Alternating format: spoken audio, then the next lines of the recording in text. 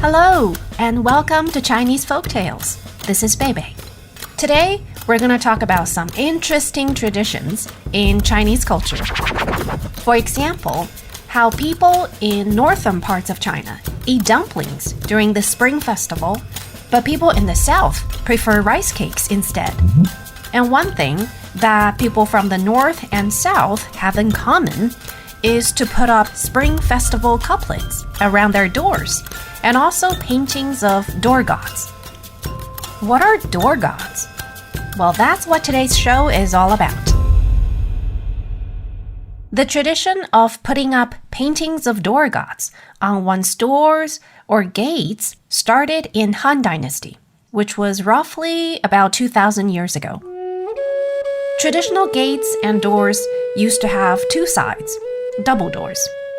So there would be two door gods, one on the left door and one on the right door.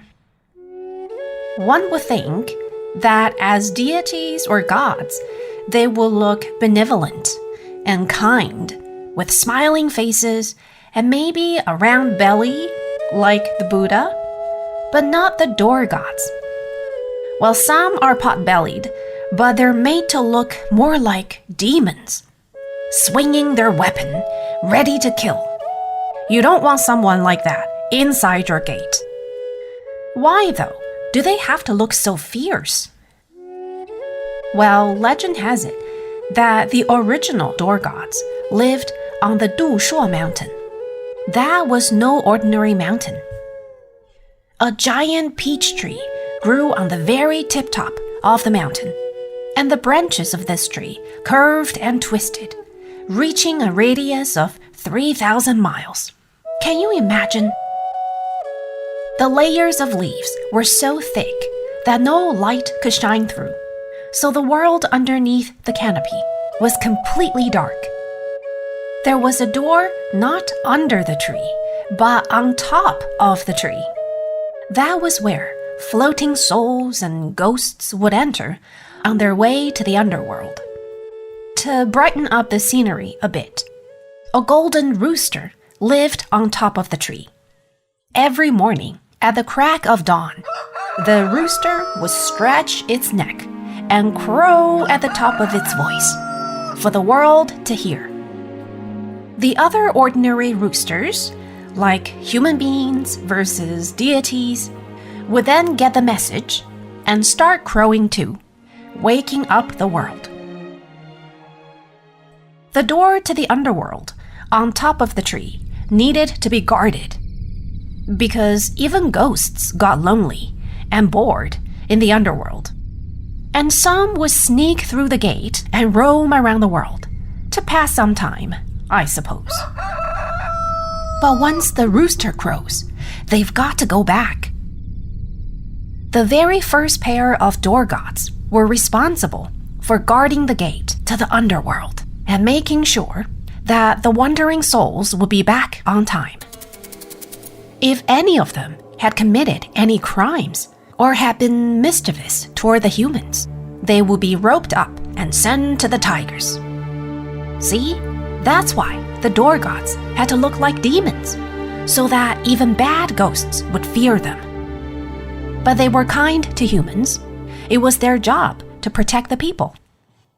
The real door gods lived on the mountain with a giant peach tree, and people wanted their own door gods too.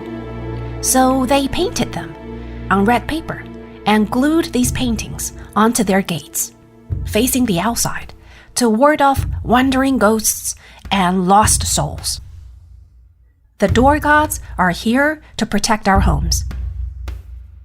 In the beginning, their images, or the names of the door gods, were carved onto plates of peach tree wood, and these would be hung on the door. These were the peach wood charms against evil. They were harder to make, so most people just used paper paintings. And later, they evolved into the spring couplets, written on red paper and pasted onto the two sides of the door frames, guarding against evil and sent forth auspicious wishes for a brand new year. The two door gods that I mentioned were the very first, and their names are too difficult to read, so I won't mention them. Later, there came new generations of door gods. In the Tang Dynasty, there were generals in real life. A popular one was called Qin Chong, who had a white face, like powder white, slanted eyes, and flowing beard. The other one had a dark face, like pitch black, and round eyes and a beard. They're fully armored, with golden helmets on their heads, and bows and arrows too, looking like they're ready for battle. There is an interesting story when it comes to these real general turned door gods, and it has something to do with another dragon king too. The dragon king of the Jing River. Legend has it that this dragon king committed a hideous crime and was sentenced to death by some celestial judge. The dragon king didn't want to get his head chopped off. He found out that the one responsible for bringing down the axe was a minister working for Emperor Tang Taizong. The dragon king begged the emperor to save him. The emperor felt bad for the dragon king and agreed to help him.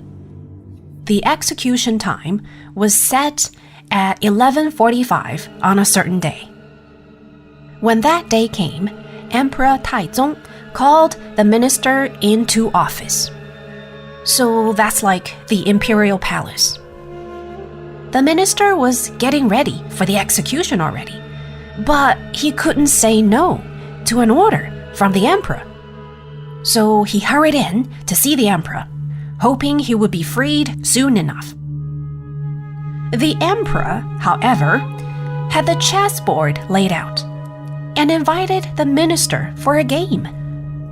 I have a dragon head to chop off, the minister must have thought. But the emperor dragged things on as if he had all the time in the world. But in fact, the emperor was in a hurry too. The game dragged on, and both were so distracted that one time, the emperor actually blurted out, "Is it 11:45 yet?" The minister was a smart guy and figured things out immediately. So he said, "Yes, it is." And he took a break and fell asleep. Fell asleep? Why did he fall asleep? Because he did not have time to kill the Dragon King in person, so he killed him in sleep. Yep, that's how the story went. So things got a bit hard to explain. The emperor did want to help, and did try to help, but it didn't help. The ghost of the Dragon King haunted the emperor's dreams every night. The poor emperor couldn't sleep, so he ordered his 2 generals to stand guard in full armor right outside the door. And that worked. The Dragon King's ghost didn't dare to come in anymore. But the emperor felt bad about having the generals staying awake all night. Every night. So he asked to have the 2 generals painted. And these were put up around the doorframe, probably hoping that the Dragon King's night vision wouldn't be that great. The 2 Tang Dynasty generals were door gods of the first order, so their paintings go on the doorframe of the main gate. There are normally many other gates and doors inside a palace or a courtyard, and they all need to be guarded too. So there are actually all kinds of door gods. For example, there are door gods for civil servants, dressed in appropriate attire, no swords or shiny blades. And there are female door gods, in the image of beautiful fairies. There are even door gods in the image of Ma Gu Fairy, the one holding the giant peach and offering longevity wishes. No matter their gender or looks, the door gods are there to protect, to safeguard homes and palaces against evil, day and night. So next time, When you see these paintings on red paper, you'll know that they carry the wish of the Chinese people for peace and safety.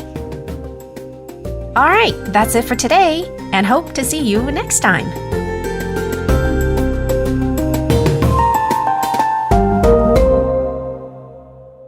This is a China Plus podcast. Special thanks go out to Sanlian Zhongdu for their help in creating the content for this show. If you like the podcast, please give us a rating, and be sure to subscribe wherever you listen.